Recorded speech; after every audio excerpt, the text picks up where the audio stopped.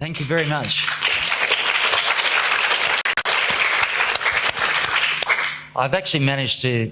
That CV is a little bit outdated, and I've been at the ABC for 8 years now. I've actually managed to survive the 7-year itch, so I may end up being alive. A bit sad, but anyway, I would like to suggest that, to borrow a phrase from Paul Keating, this is the debate we had to have. Because when it comes to the economy, at least in terms of any depth or substance, I don't think we've had much of a debate in the election. There has been a lot of spin, a lot of cogent phrases involving words of one syllable, but not a lot of serious debate. So I'm hoping we can get a little bit beyond that tonight with three excellent gentlemen on the panel. I'll start over the far side here with Peter Martin, who is the Economics Correspondent for The Age and the Sydney Morning Herald, the Fairfax newspapers, formerly Economics Editor of the Canberra Times, formerly Economics Correspondent at the ABC, formerly worked in the Treasury. I was replaced by someone better at the ABC. Well, there were big shoes to fill, and yes, I think that the view inside is that they have to have someone eccentric and slightly mad as the Economics Correspondent. And so I'll say that to Peter as a compliment. And Steve Dowrick, who is a professor here at the university with quite an illustrious record and an expert in the policy areas we'll be discussing. And Bob Gregory, who is not only an esteemed academic at the ANU and someone who's had a big involvement in public life and a former member of the Reserve Bank Board. You can look for the details of their CVs on the web. I won't waste any more time. But I think we'll start again with Peter Martin, and I'll open up by asking, is it the case that the fiscal stimulus was necessary, or is it the case that the government spent too much money and pushed us into a big black hole? No, I don't want to give away confidences, but I was talking to someone from the Treasury just the other day who was pivotally involved in it, and he said, use this analogy if you like. Now, this is my first chance to use the analogy. He said, all of these people, they're complaining because they thought there was money wasted. So all these people complaining about money being wasted. He said, it's like someone had a really nice house, was on fire. The fire brigade came and put it out. And then they say, oh, thanks, but you've got water on my lawn. The inherent in what were terribly scary times in sort of October, what would be 08, and then that Christmas when they realised almost as soon as they'd done the first economic package that they'd need another one, and realised that the second one would push the economy or push the budget into deficit, which sort of was a political obstacle that had to be overcome, was a realisation that they were putting out a fire and that you use everything you can and that you don't wait. So in other words, they you know, you've got the Victorians on one side with their fires and the report that the inquiry we've just had into it, and you've got Treasury who could see what was happening, and the Reserve Bank, and used sort of world-leading theory to make it work. Yes, they wasted money along the way. That's inevitable. The other thing that was new to me is in the book with the evocative title Shitstorm that David Uren and Lenore Taylor wrote, talking to people who were making those decisions at the time. When times were good in 2004, Ken Henry had got senior staff in the Treasury away somewhere. I don't know whether it was the Hyatt or somewhere or other, but he'd Clearly wasting more money. Oh yeah, taxpayers' money. He'd got them away. Hadn't told the junior staff what they were doing. They were just away for some days. This was at a time when the minerals boom was beginning, when the all of the problems looked as if there'd be problems of plenty. The Gregory thesis would come into play, and he asked them to solve a different problem.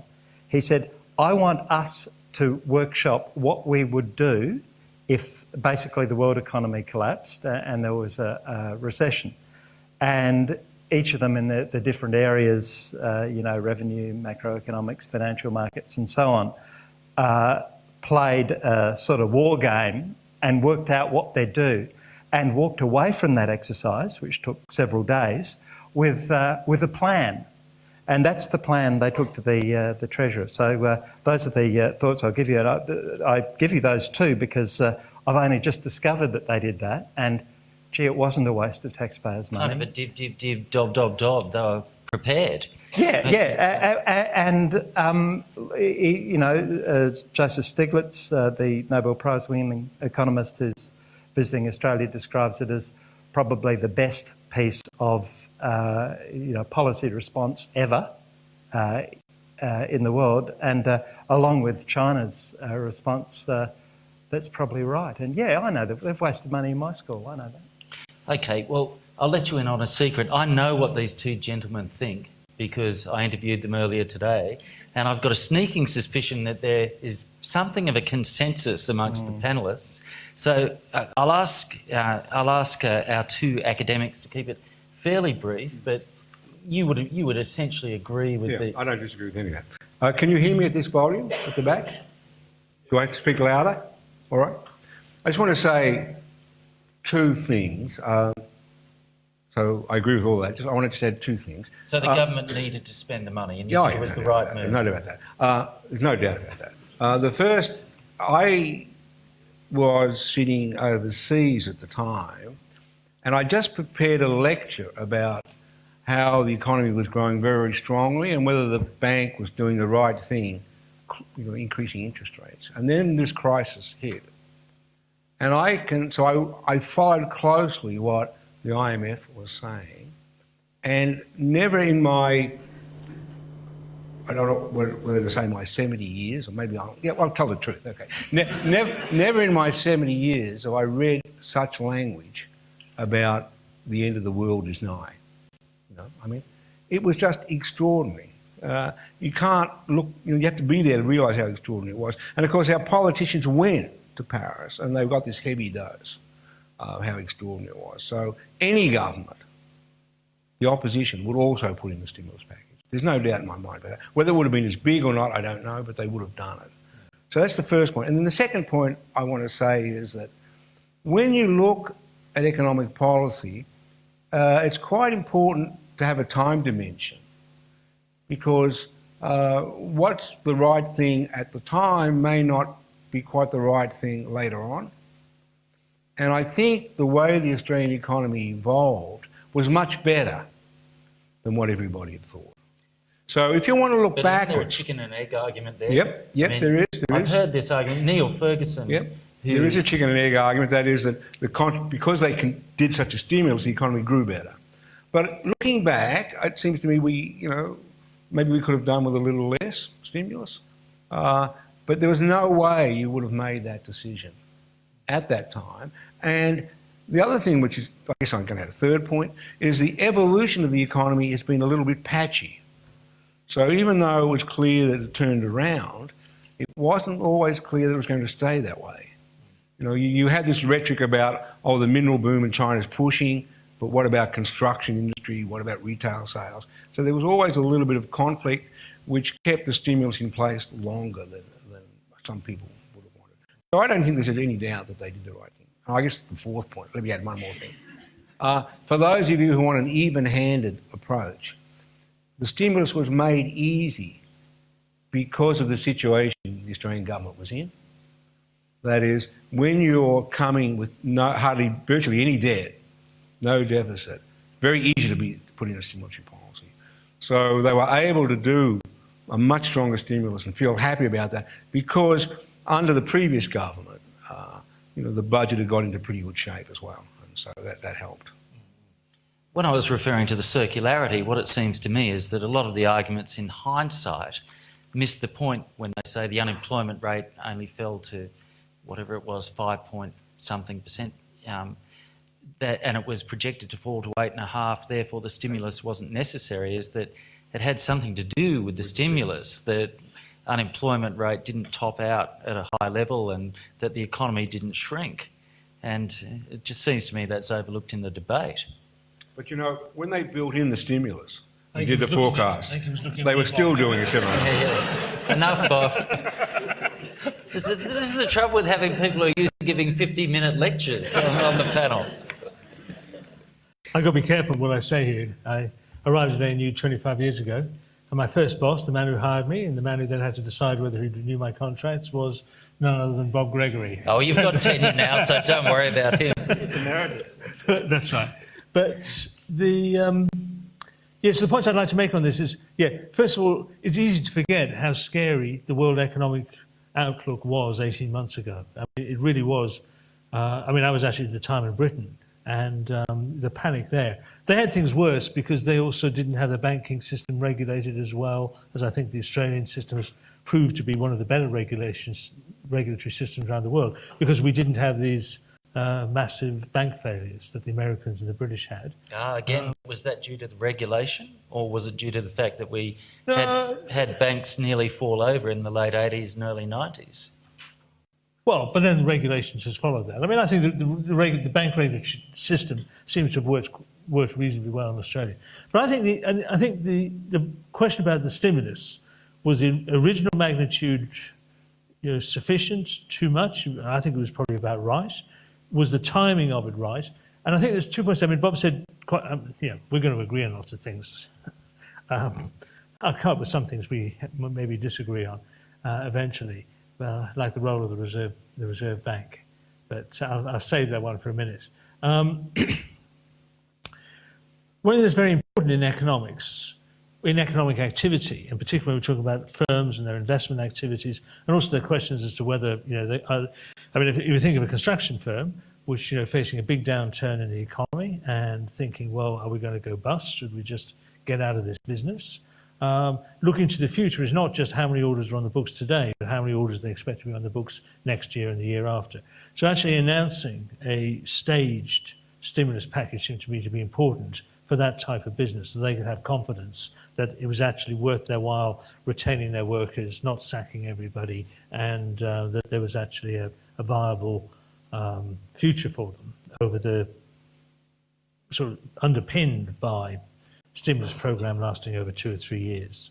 So the government's intervention gave confidence to private industry, yes, and stimulated capital investment and maintained employment. That's and your argument. That's right. And then also I'd say to estimate the effectiveness of the stimulus package, the best approach is to look at what has happened in other countries like Australia, other advanced industrial economies. And there's no doubt in terms of both output growth and I think probably the single most important indicator of the health of the economy is the unemployment rate. Australia has done far better than almost any other country we can nominate. I must say this panel desperately lacks a Hayekian. We need an Austrian school, libertarian, laissez-faire economist to argue the counterpoint. But maybe we may have a whole bunch of them here in the audience. Well, I'm hoping there may be. I haven't noticed anybody throwing anything at us yet. And on the other hand, or hissing under their breath with us. I saw some representatives of what used to be known as the Socialist Workers' Party out the front selling their newspaper. I'd like to see them arguing the point. I mean, governments intervened when capitalism was just about to founder on its internal contradictions. Well, in fact, it was a communist government. I think and that's actually the point I was going to make about this circularity, argument. I answer that argument. They say, well, was it the stimulus that saved it, or was China that saved us? I answer it by saying, it was stimulus in China and Australia. So, again, the book Shitstorm quotes David Gruen of the Treasury as saying, thank heavens the Chinese are Keynesians. because people who argue that, and this is one of the awful things. In fact, in one of my newspapers, there was this awful front page on Sunday some time ago saying, our stimulus money was wasted overseas. Thank heavens the Chinese stimulus money was wasted overseas. It went to buy overseas products, went into the hands of overseas people. Okay, so we were saved by the Chinese Anglo-Antipodean stimulus. And the fact, and the unusual fact, usually people say, fiscal stimulus won't work for that reason. The money will leak offshore. This is the one instance where it didn't matter. Okay. The entire world needed it. All right. Well, given the consensus on the panel is that the stimulus did the job and actually played a key role in saving Australia from recession, what I'd like to ask, and I'll start with Bob Gregory, is why then is the Australian public seemingly such an ungrateful pack of bastards? If you believe the polls about to vote out the government that played such a key role in saving the economy. Well, what day is it? You just forget. Yeah. I think you just Well, that's forget. because you're 70, Bob. You just. Oh, well, I must try and give me some time to think of it. Yeah, first of all, I think you forget, and then secondly, these are complex issues, right? Because it's certainly not true that if China hadn't done so well, and if we hadn't had all this mineral investment, the stimulus by itself wouldn't have produced where we were. Right? So there is an issue about the relative merits of all this, but that's not the real reason. And there was the currency movement. Yeah, but that's not the real reason. The real reason is people forget.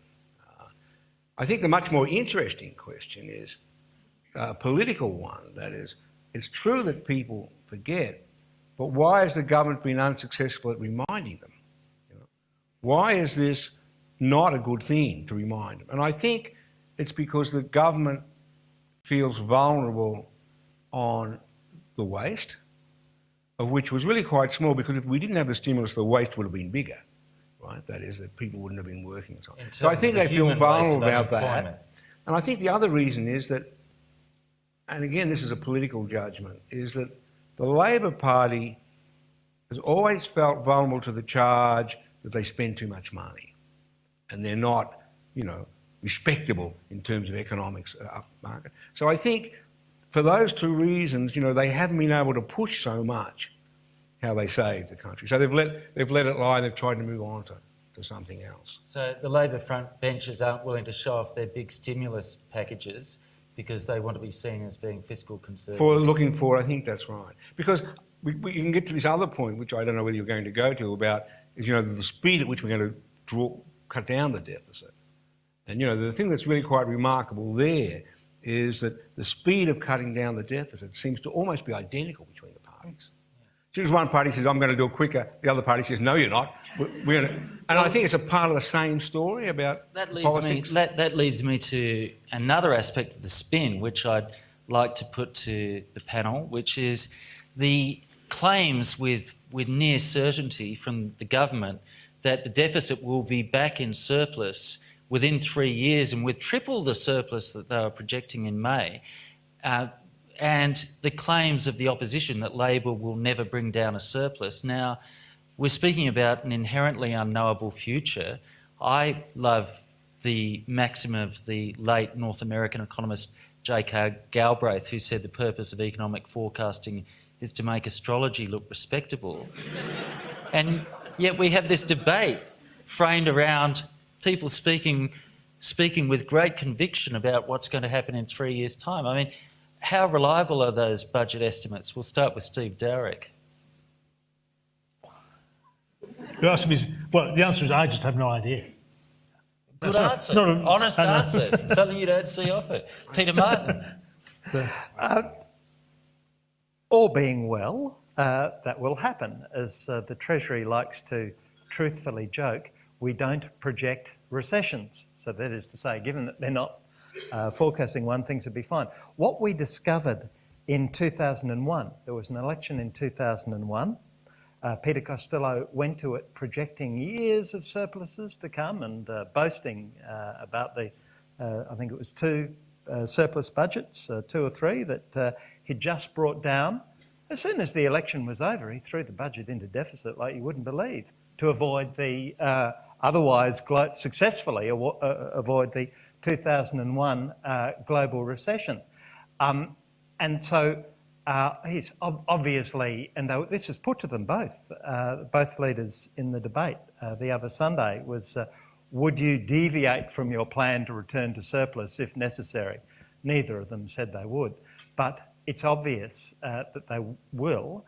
And one of the reasons I think that Abbott is getting so much traction is able to, one of many reasons, I mean, there are all sorts of reasons why people would be minded to vote for Abbott, but one of the reasons is he can sort of play both sides of the street.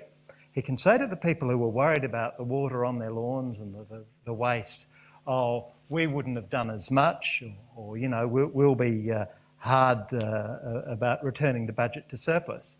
And then people like me, you know, completely reasonably will not believe him and will know, as Bob Gregory said, that if there is another crisis and Abbott is the Prime Minister and Hockey or whoever is his Treasurer, they will follow good advice and abandon any plans for a surplus as necessary.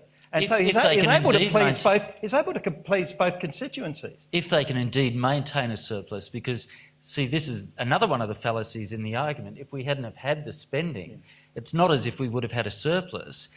If we hadn't had the spending and the unemployment rate had been higher and tax receipts both from business and individuals had been lower, the budget would have likely been in a big deficit in any case. Exactly. Just a couple of quick points. The deficit is not a problem. Right? It is not very large, it's not very big. Right? So it's not a problem. So for standing here, it doesn't really matter much whether you get it down in 3 years, 4 years. By itself, it's not a problem. And the second thing is that the economy the tax receipts always lag behind the economy. So in some sense, the deficit reduction that's going to come in the next year or so is already in place, you know, because the economy's been doing so well and the tax receipts will flow in. So I think that's a good thing. And then the last thing is that the Treasury has, over the last decade, systematically underestimated tax revenues.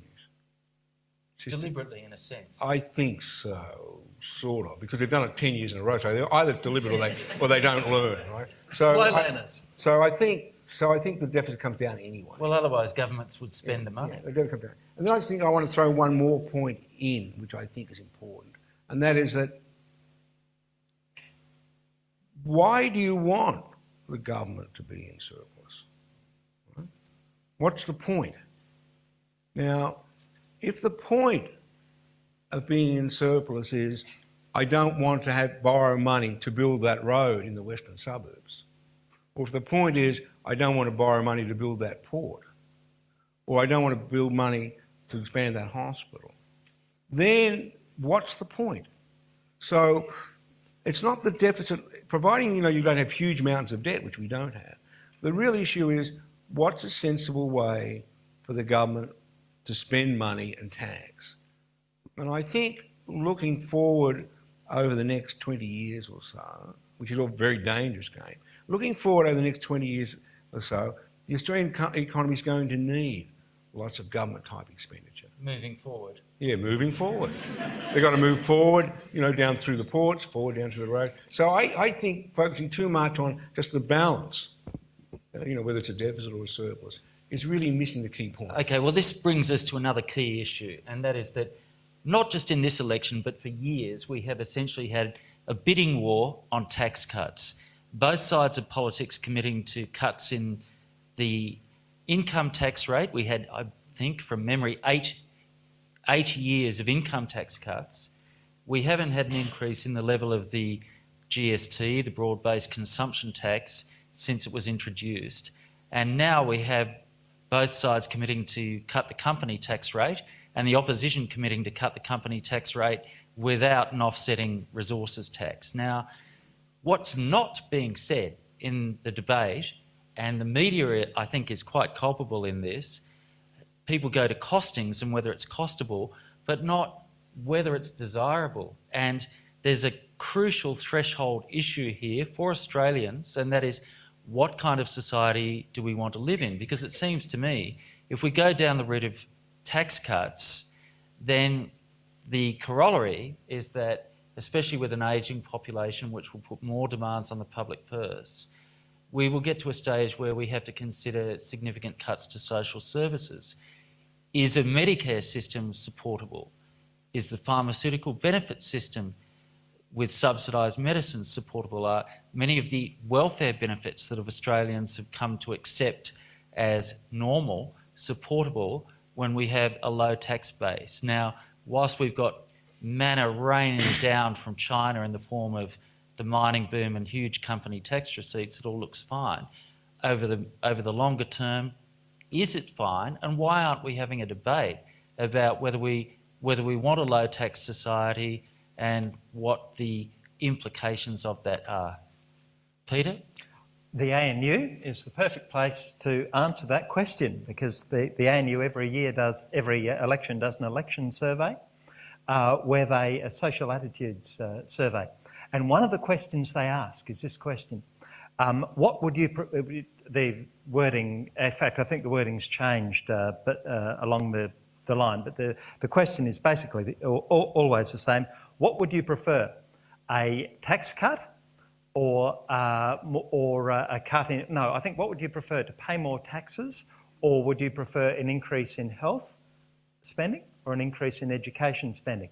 Now, when you look at the graph, you'll see that I think it's up until around 1980, people wanted the money in the hand. 1990, they wanted a tax cut.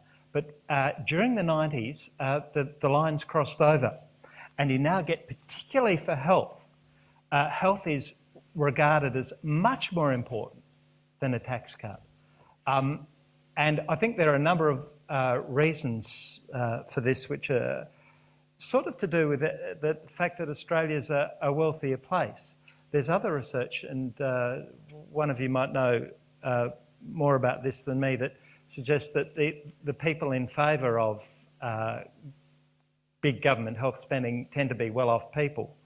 And that, for fairly obvious reasons, because they can buy everything else, right? But Kerry Packer had his heart attack and was rushed to the Liverpool hospital. I mean, were it not for, and he knows it, or knew it, and spent a lot of money, his own money, on the New South Wales health system afterwards. Were it not for a functioning health system, he would have died a decade earlier. So, as society as a whole has got richer, our primary needs, food and so on, are fairly easily satisfied. And as we know that we ourselves are getting older, and by that I guess I mean the big lump of people that I'm at one end of. Population is getting older. Yeah. We know that health becomes more important to us. I think that explains the change. And plus the fact that people are actually paying less tax. I mean, there may be a threshold with tax when people are paying fairly, when the marginal tax rates were higher. Oh, well, the rates don't look high. I mean... well, they're a lot lower now. Yeah, they look very low. One of the plans in the Henry Tax Review is for essentially a flat tax rate of zero tax rate up until $25,000, and then a flat tax rate of 35% up until very high incomes. So that sort of thing is being talked about. It's possibly that, but I think it's also this change in attitude, and the reasons for the change in attitude, I think, will only accentuate, will only accelerate. That is to say, the older we get, the more concerned, the more keen we'll be to sacrifice income now for a health system later. Professor Steve Dowrick, your view? Well, I think that when we look at, I'm always very keen on comparing with other countries so as to know where do we stand in these matters. And from that, it's very clear that Australia is actually one of the one of the lower tax economies amongst the rich industrialised nations, which is largely the club of the OECD countries. And there's definitely, and I think as you're referring to the ANU survey, that people may be becoming more aware that there is this trade-off, that if you want to have lower taxes, that means less government services. Okay, and but this all begs the question of why is the opposition then successfully prosecuting a political campaign based on the idea of Labor's great big new tax?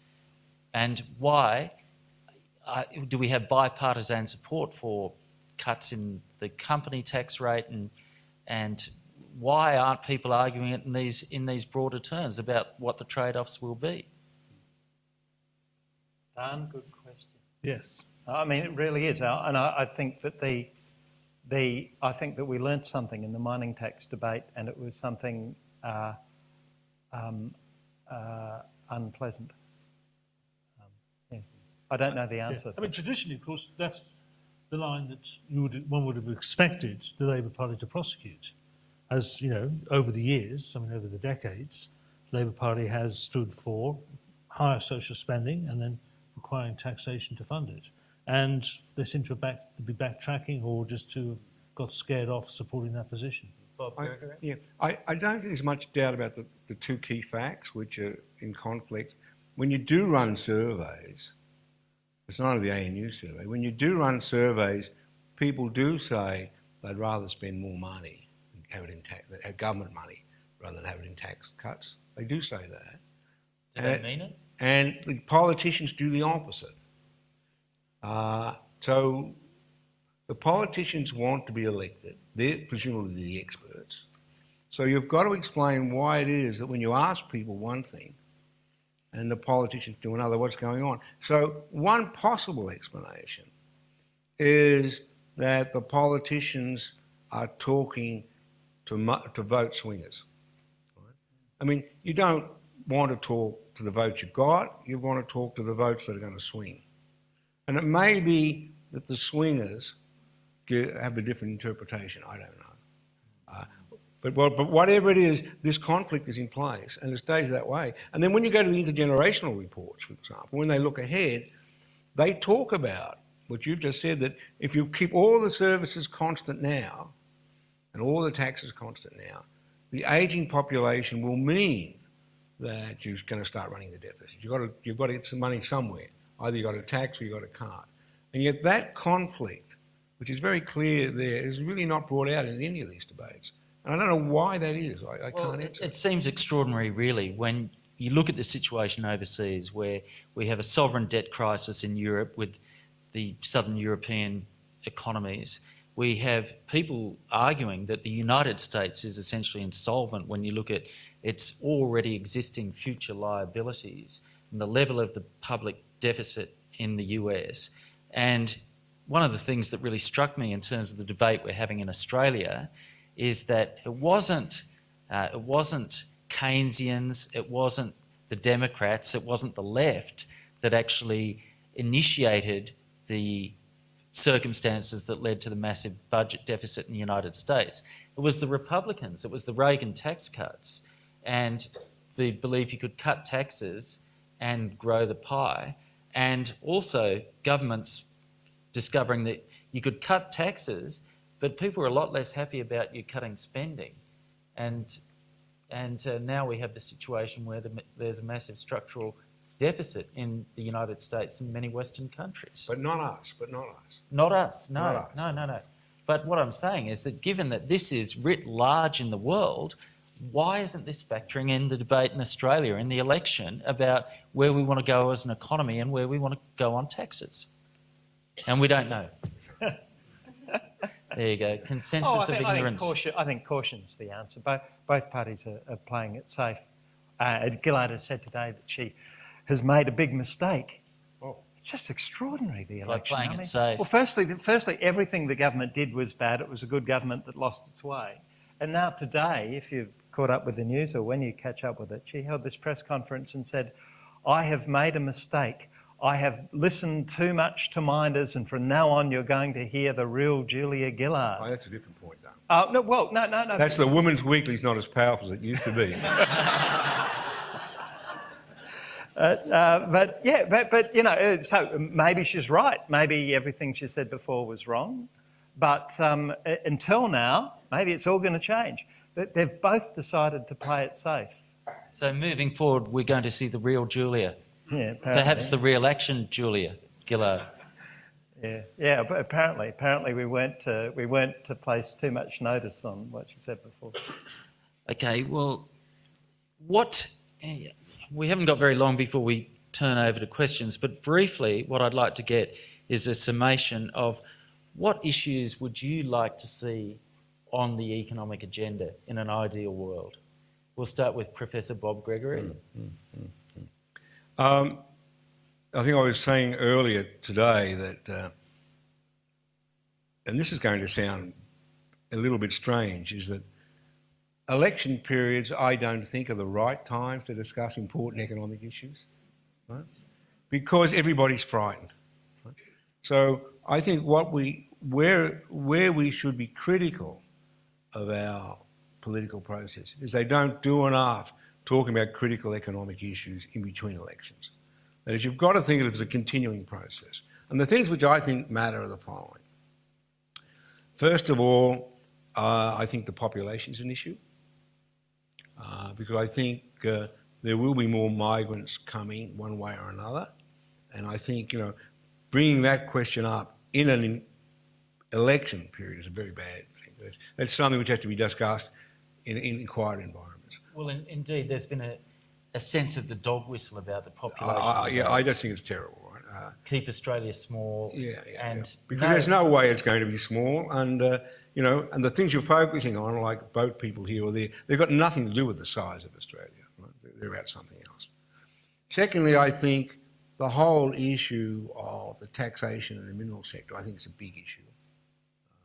And you just saw, you don't discuss that in an election period, for God's sake, because it's giving all the power to the people that you're discussing it with. So, and then the last thing I just think... So you're saying the miners have extracted... If I was a miner, I want to discuss this with the government in the middle of the election period. Right? Because then I'll say, if you don't do what I say, I'm going to put ads out, I'm going to do this, I'm going to do that. So it's got to be done outside the election period. And then I think the last thing is that we do have to change the expenditure tax balance if we want to deliver the sort of services that we're already getting on health and education. Right? If you want to make the health better, then you've got to talk about that as well. And you just can't say, I will fix hospitals. Oh, how are you going to do that? Oh, I will give local control. Or I will take it off the states. I mean, it's going to involve some money, and you've got to realise that and talk about that. And I just don't think we're doing that. So is all that you're saying an argument for longer terms of government? Yes. Yes. Not too much longer, but a bit longer. Okay. Steve Dowrick, what's your wish list of issues that should be on the economic agenda? Well, I think we need a much more rational approach to government investment.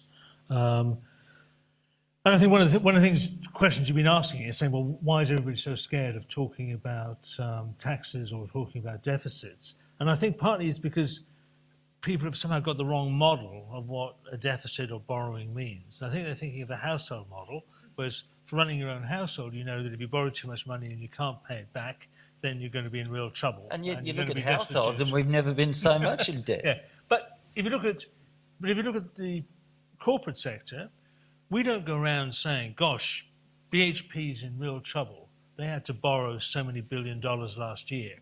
Instead, what the business analysts do is they say, BHP is making some brilliant investments. They're opening these new mines. They've got some new products. They've got some new processes. Yes, they're having to borrow to finance this, but, the expected rate of return is 10 or 12 or 15%, and the shareholders are going to do really well and the share values are going up. And we should look at the same way that's what I'd like to see economic debate about public investment in public infrastructure conducted in the same terms. Not do we have to borrow in the way to getting there, but what's the asset that we're acquiring? And this is particularly when we're talking about investment in infrastructure.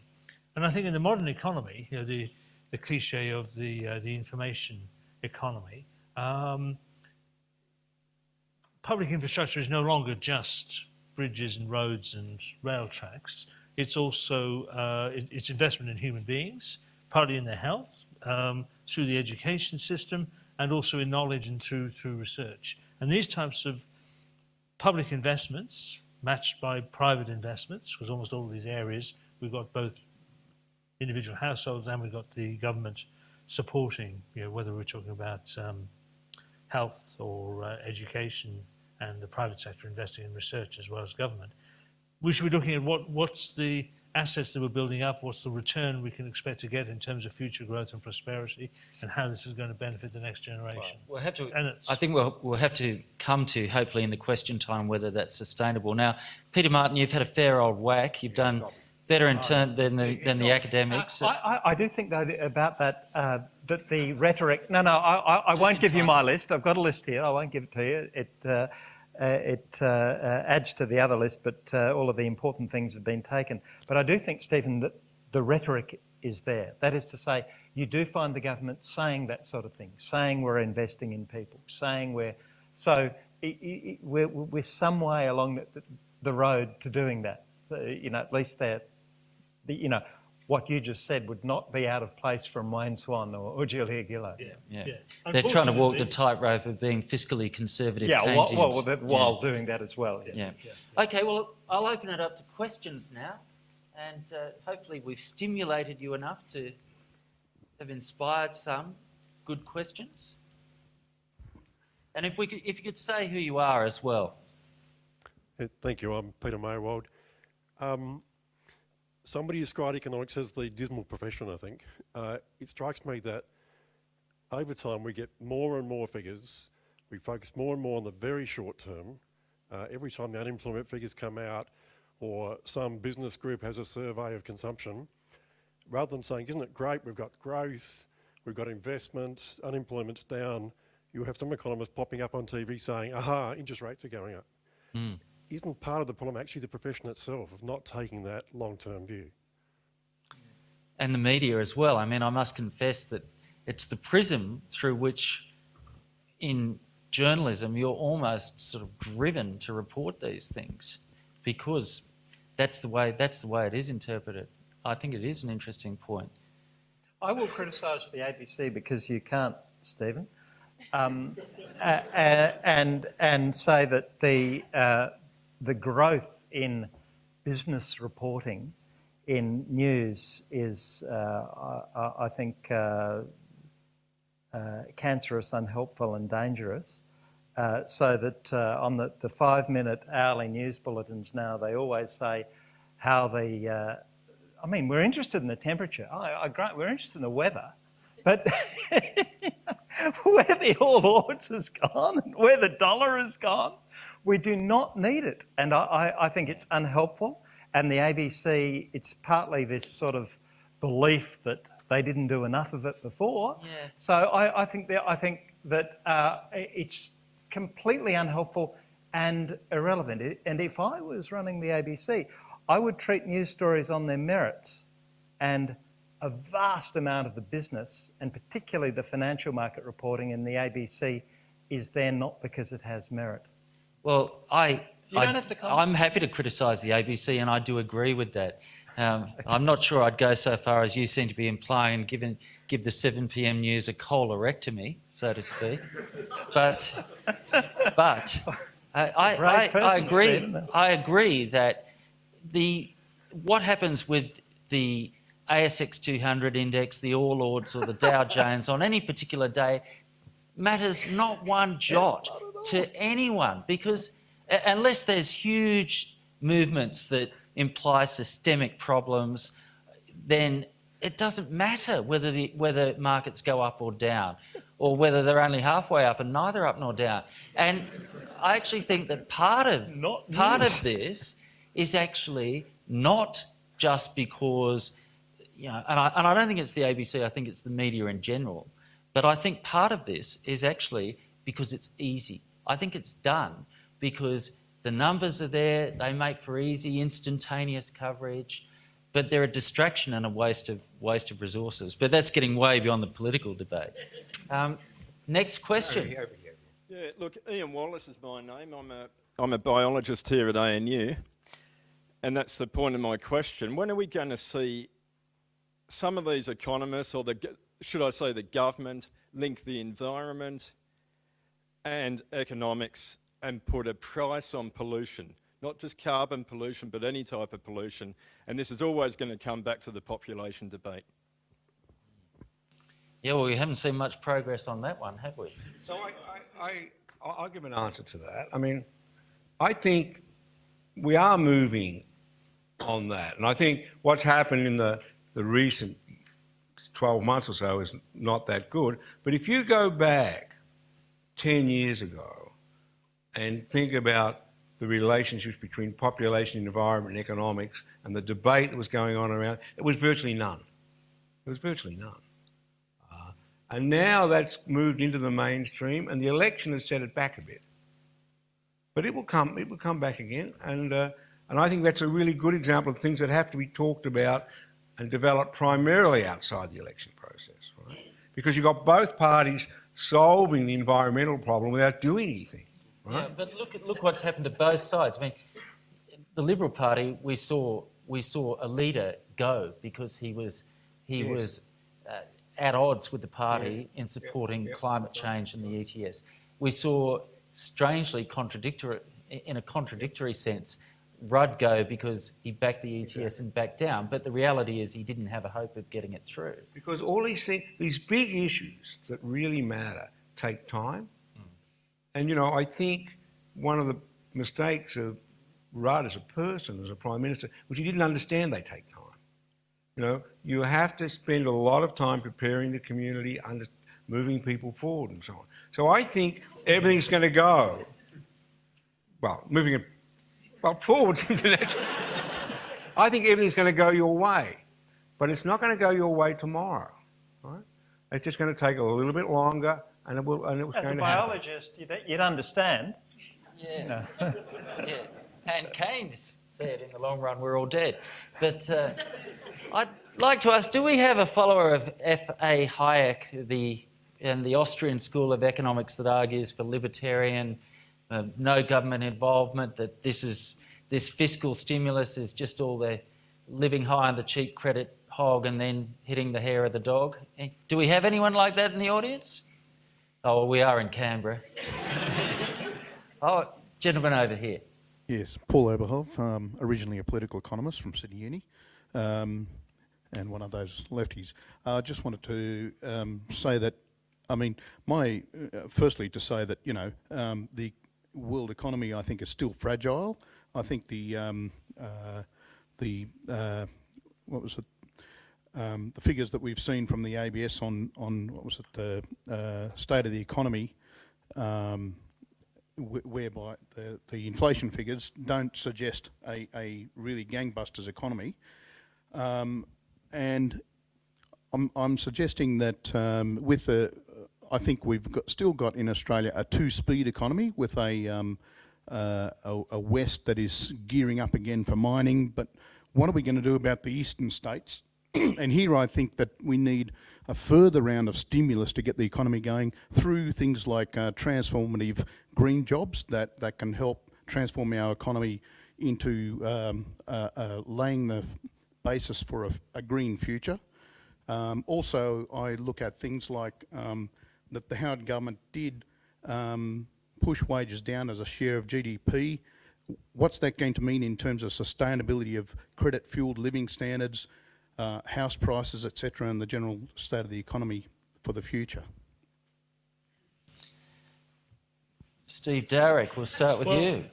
Well, I must say, personally, I feel that the back down by both major political parties over the whole issue which you raised of pricing pollution, carbon in particular, but other forms of environmental pollution. That proposition that that's what we should do, there's a question of should it be done through permits or should it be done through taxes, but either way you end up having a price on pollution. That's been in economics textbooks for the last 20, 30 years as just a common sense economics approach, that you've got something that's causing harm to a diffuse group of people who can't individually sue the causes of the harm, because the whole process would be too difficult, then government has to step in. And even Hayekian would actually agree with that, that you get these market failures when you have these environmental externalities is the economics buzzword for it. And the economics analysis is straightforward. You have to make the polluters pay. If you don't make them pay, they'll just carry on polluting. And they're causing harm to their neighbours and the rest of the country, and in the case of CO2, the rest of the world. And so I think economists have been very clear on this for a long time, and there's very little division. There's division about what is the best scheme to achieve it, but not about the general principle that polluters should pay for the harm that they cause. The questioner mentioned wages and credit, and I think that this is a very, very interesting issue. It seems to me, it's struck me for a long while, that you don't necessarily have to believe in Dr. Steve Keen, who walked from Canberra to Kosciuszko after losing a bet on house prices. You don't necessarily have to believe in his view that we're going to see a 40% fall peak to trough to think that it is unsustainable for house prices to keep on outstripping wages in the way that they have been. I just cannot see how it goes on before something goes seriously amiss. I mean, incomes aren't likely to rise, are they? Bob Gregory.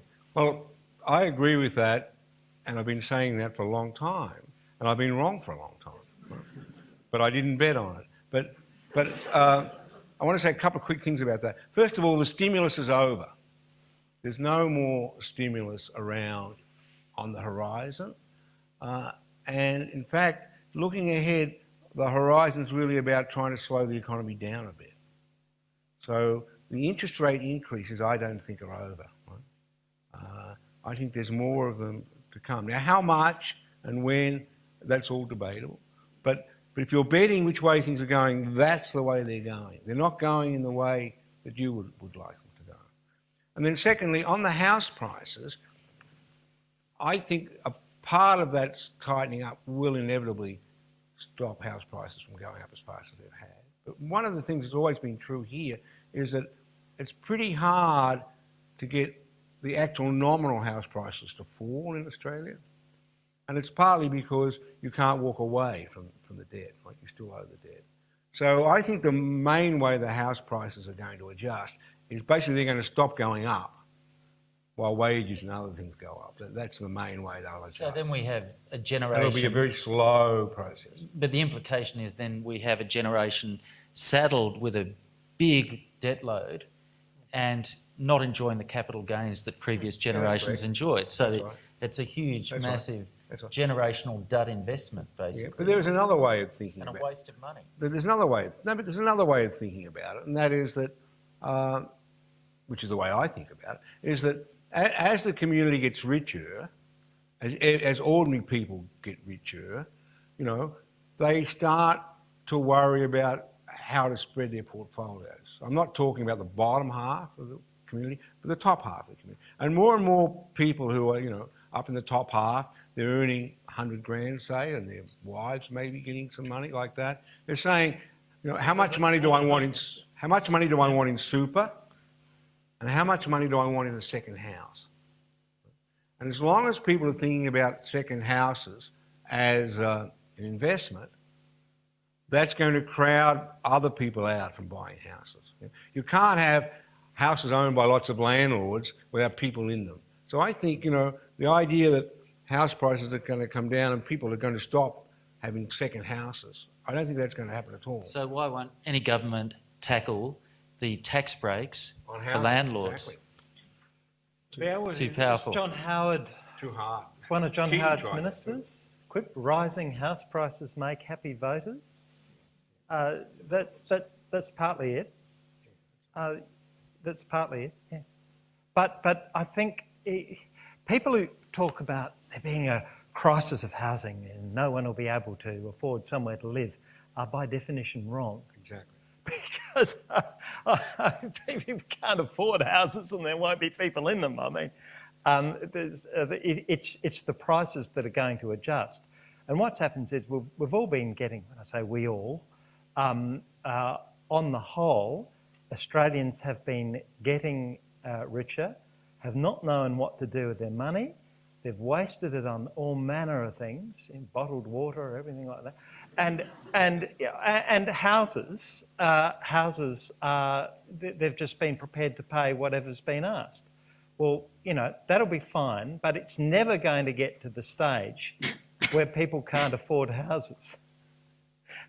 Eventually, either the income growth will alter or the house price growth will slow. Basic principles of supply and demand. Now, questioner over here.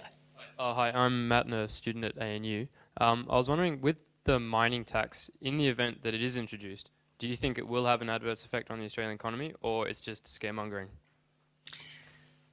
No, I think the size of the tax relative to everything, all the profits that are being made in mining, the future of mining, it's going to have a very small impact on the Australian community. It's really a question of shifting some income from mining companies and the people who own shares in mining companies to the government. So this is not, in my view, going to really stop anything itself. You know? I mean, can I explain?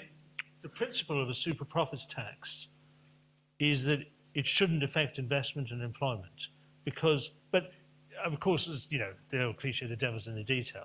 At what level of rate of return on capital invested are calling it super profits? But the general economic definition is that the regular rate of return is what you can expect to earn across a sort of average investment across the economy. And when we talk about the economy now, of course, we're talking about the global economy. So how much can you expect to get on your investment? And then the super profits is the sort of, and then you have to adjust that for risk, because people are risk averse. So if a project's particularly risky, you might want to put in a few extra % rate of return for risk. And then above that is what an economist would define as super profits. And I think what the government's legislation intended as super profits. Okay, so difficult to measure, but once you've got that profit, then by definition, if a company without a super profits tax can expect to make, let's say, 6% super profits on every dollar invested, and then instead they have to share with the community through the government half of it, or 40% of it, or 20% of it, then they're going to be, instead of making 6% super profits, they're going to be making 4 or 5% super profits. But that is still super profit. By definition, it's still more than they could earn by investing their money elsewhere. And therefore, it's still a super profitable investment for them. So it should not, if it's properly designed, and if we can measure, you know, the risk premium that's required, and actually have a proper, a sensible measure of what the normal rate of return on capital is.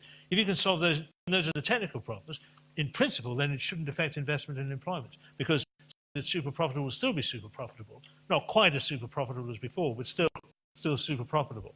Okay, all right. Well, I think you've explained that very clearly, Stephen. So, but I think Peter's point was, if it's returning an investment, if it's making money, then someone's going to come along and mine the stuff. Says, I don't want to do it. Well, fine. Someone else will come along and say, all right, I'm still prepared to accept cream. Okay, there's creams. They're the layperson's word for super profits. Okay, there's half as much cream on top. I'm prepared to do that. Channel 9 cut Bert Newton's salary. His salary was, I think it was $500,000, and they sliced it to a quarter or 300,000. And he still came into work the next day. Right? And if he didn't, someone else would have.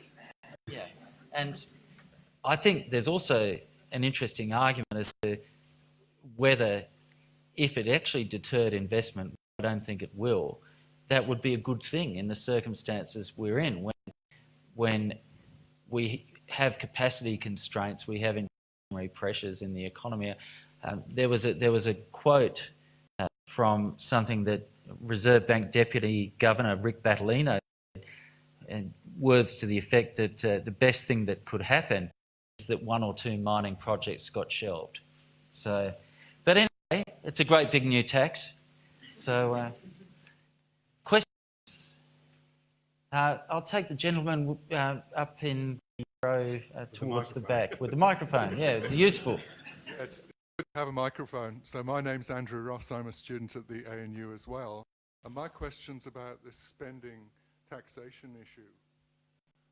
And so I'm asking, given that Australia is a modern service-based economy and we have all these difficulties in delivering the right amount of good services to people, is it a bad thing that we collect almost all of the money at the federal level and then governments feel constrained to then design a whole lot of programs and be hands-on about it? Would it be helpful if we So this had a goes to big federalism. debate? Would it be helpful, you know, not in this election, but in the future, to have a great big debate about that balance? Should we have a great big debate about federal-state relations? I don't think, except for one thing, and that is that services have to be delivered by the states.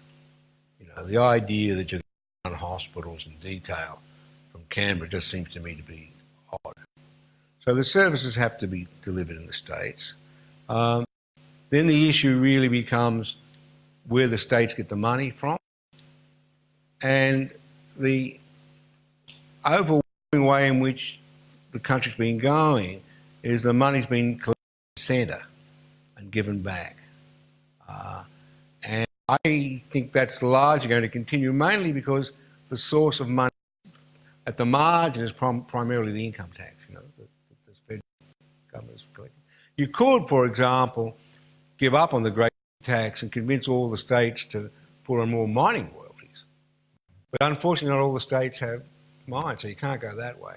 So I think this is going to stay a continuing problem. But recently, I haven't liked this idea that, you know, that Kevin Rudd sort of had, that, you know, we would take over and sort it all out. I mean, you just can't sort these things out at the federal level, it seems to me. Any wisdom to add to that? Knives, school uniforms, these are the kind of things that should never be part of a Commonwealth election campaign. And that was actually my list of things that you know. All of these totally peripheral things, as if the Commonwealth didn't have enough problems to solve. The Commonwealth is, medical super centres.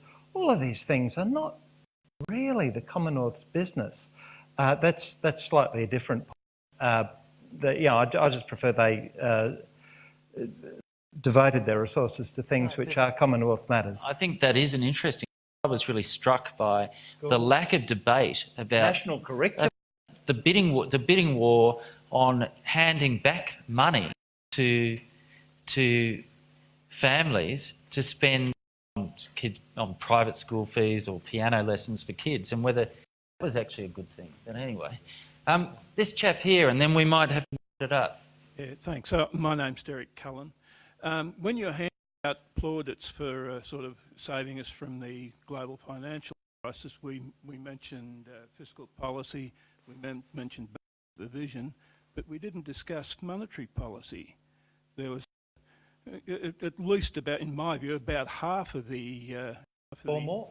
Yeah, the shots fired in the war came out of the EBA. Could you care to comment on that? Oh, I think that's absolutely right. I think it's right. It's right. Well, it's been depoliticised, so people don't discuss it in the election debates, but yes. We should have mentioned that. And in fact, all around the world, the monetary policy has been heavily involved in what's going on in response to the crisis. And one of the interesting issues here is that Australia is one of the few countries really that's reversed its stance on monetary policy compared to the rest of the world. And we've been able to do that just because the other parts of the stimulus package, you know, China, have done so well. I think that there's another interesting issue there, and that's that we, through a combination of good luck and good policy, actually had relatively high interest rates compared to most of the world, and so we were able to cut from a high base. And this also goes to the debate about the level of fiscal stimulus. The Reserve Bank governor made the point when it was put to him, when in his regular testimony before the House Representatives Economics Committee, that yes, you could have less stimulus and lower interest rates, but that might not be a good thing. And you look at the situation overseas where they have zero interest rates, pushing on a string and having to try all kinds of unconventional measures to stimulate. It actually helps if you've got a position where monetary policy has room to move when things go haywire, and that was the position we were in. We only went to 3%. There was still room to cut, and now we're back at 4.5 on the cash rate. So should the worst come to the worst and we head for the double dip, we still have room to cut without getting into the dire situation they are in overseas. Well, it strikes me it's like the end of a football match where one side's well ahead, because we've seen audience members starting to drift. Maybe we should take that as a sign and wind it up. So unless there's someone with a pressing need to put a question to the panel, yes, we do have someone. Better be good. Yeah, pressure's on you. Yes, nice. It's a very pressing need because 50% of the population haven't been represented either on the panel or in the questions. And I, for one, thank goodness there has been a woman come to the fore with a steady hand and an ability to ask the questions, can we afford this? Can we afford not to do this in the highest councils of government? And willing to push, and her to-do list is her pushing factor, and somebody who is action-oriented. So I am disappointed that a similar kind of womanish voice or face isn't at the front of us tonight. I would, though, like to ask whether one of you gentlemen is able or qualified to question the mantra of God is growth, and to suppose or suggest that we might be brave enough to look to a steady hand equivalent economy and alternative to progress, growth. Well, I think that's you could have a whole nother panel on that, but it is a very legitimate critique of mainstream macroeconomics, the way our economic statistics are structured, that all the emphasis is on growth and not the quality of life, and those so-called externalities like the environment being wrecked. I mean, you've been on the board of the Reserve Bank. There wouldn't be much consideration about those broader factors. No, I'm unashamedly a growth person. Okay. And the reason why I'm a growth person is when I go into the bad schools in this country, I see they're bad schools, they need more money, but they're better than poor country schools. You know, other country schools other countries where they're much poorer. So I think the real issue is not growth per se, because more growth gives you more opportunity to do more things. The real issue is what you do with the money. And I think as long as you're growing, when you've got more money to play around with, you can do better hospitals, better schools. So I'm a growth person. Steve Dowrick? I'm not the right guy to answer you. Oh, no? Well, it's interesting.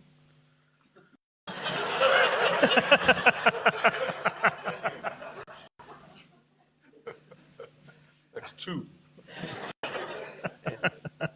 Well, I think we should take seriously some of the, well, no, I'm going to say implied criticism, not implied criticism, clearly stated criticism of gender imbalance on our panel, and maybe in terms of the contributions from the audience. I don't think you're the first woman to speak, but there's not been very many, I agree. So let me just say I endorse that. And on the question of growth, and so it was a current colleague now, but Clive Hamilton, who wasn't ANU economist, written on this and talked about this sort of growth fetishism, and particularly when economic growth comes at the expense of, for instance, environmental standards. When that's done, that's just bad economics and bad economic accounting. If we say, well, look, the economy's grown 5%, isn't that wonderful? And ignore the fact that there's what damage has been done to the environment, for instance. That's just bad economics. It's not inherent in economics that we should discount the bad things and only count the, increased number of McDonald's burgers that are consumed. I mean, it is just bad economics when people do that. And as usual, kind of hard to disagree with Bob. On the other hand, if we get more opportunities and we can choose to do these things constructively, that to the benefit of the majority. Was it Churchill in response to Keynes who said, would the Lord give me a one-handed economist so that I didn't constantly have on the one hand on the other hand? So you're making fun of me? Yes. I didn't talk about either one or the other. Look, I reckon actually growth is going to be super important over, the rest of my life and, beyond it, the next, the rest of this century, because the figures on the number of supported people, and by that I mean people older than working age and people younger than working age, relative to the number of people who actually do things, actually wipe bottoms in nursing homes and things, are frightening.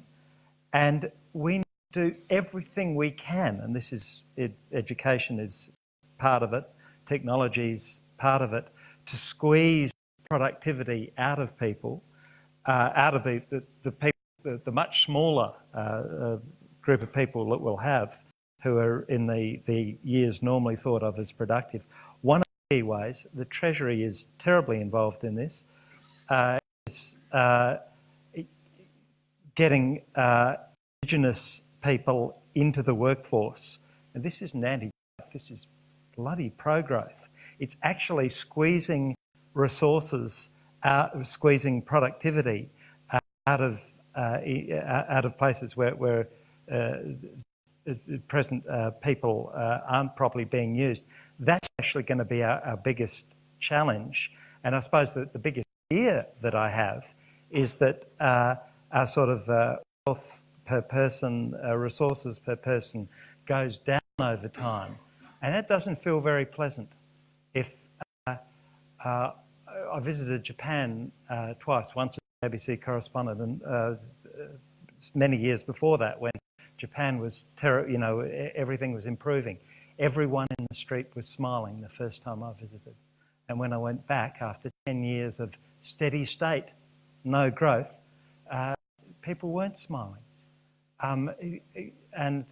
My biggest fear is that those changing demographics actually stifle growth.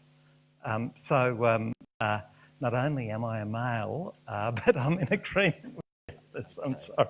All right. Well, it seems that all the blokes on the panel are pro-growth, but I think we could have a whole debate about sustainability and about what kind of, a whole another panel on sustainability and what kind of economy and environment we wish to have. But we'll have to leave it for another day because I think it's safe to say we're out of time. I'd like to thank everyone very much for attending, and I'd like to thank very much our panel. Shame we didn't have a woman on it, but still great contributions from Professor Bob Gregory, Professor Steve Dowrick, and the economic journalist renowned Peter Martin.